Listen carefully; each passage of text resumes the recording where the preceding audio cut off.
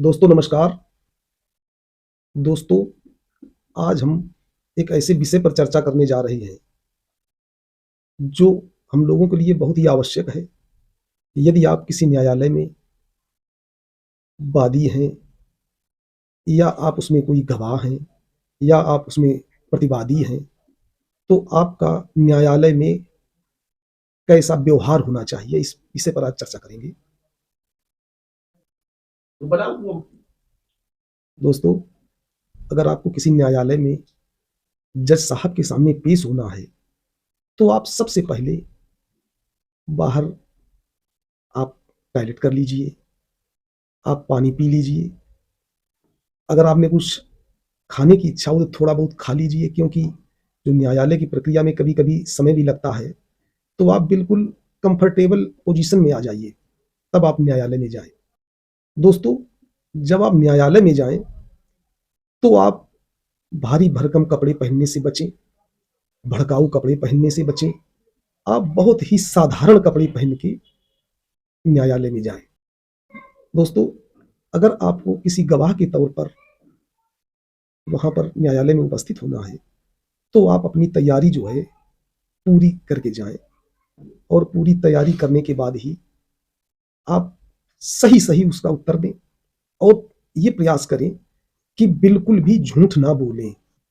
और आपके वकील साहब ने जो प्लीडिंग्स दी हैं माननीय न्यायालय को, उनका आप स्टडी करके जाएँ और उसी आधार पर आप माननीय न्यायालय के समक्ष पेश हों। दोस्तों, यदि जज साहब आपसे कुछ पूछते हैं, तो उनकी बात का उत्तर आप बहुत ही शालीनता से दें। आप बहुत तेज या बहुत ही धीमी आवाज में उसका उत्तर ना दें, जिससे माननीय न्यायालय को ये लगे कि आप हड़बड़ाहट में आप इसका उत्तर दे रहे हैं। आप हड़बड़ाहट में उत्तर ना दें, खूब सोच समझकर ही जज साहब की बात का उत्तर दें।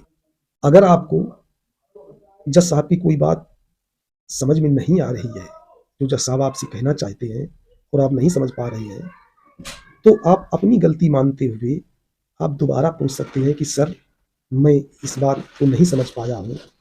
तो वहाँ पर न्यायालय में और जो साथी अधिवक्ता होते हैं, अगर आप नहीं समझ पाए हैं, तो वो आपको बता देंगे कि सर आपसे ये पूछ रहे हैं। आप माननीय न्यायालय में कलंकित करने वाले जो शब्द हैं, न्यायालय स्टाफ को कलंकित करने वाले जो शब्द हैं, ऐसे शब्दों को बोलने से बचें और आप जज साहब की आंखों में देखें। नपे-तुले शब्दों का प्रयोग करें, कोई व्यंग, कोई चुटकुला या आप वहाँ पर ऐसा कोई बिहेव ना करें, जिसमें आप हीरो बनने की कोशिश करें।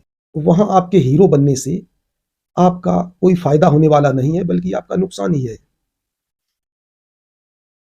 आप जज साहब से बहस करने से बचें और बिना घबराए, बिना नर्वस हुए आप जज साहब की बातों का सही-सही उत्तर दें।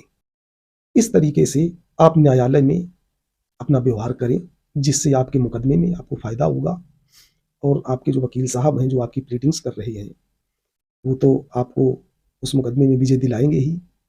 और इन्हीं सारे शब्दों के साथ नमस्कार।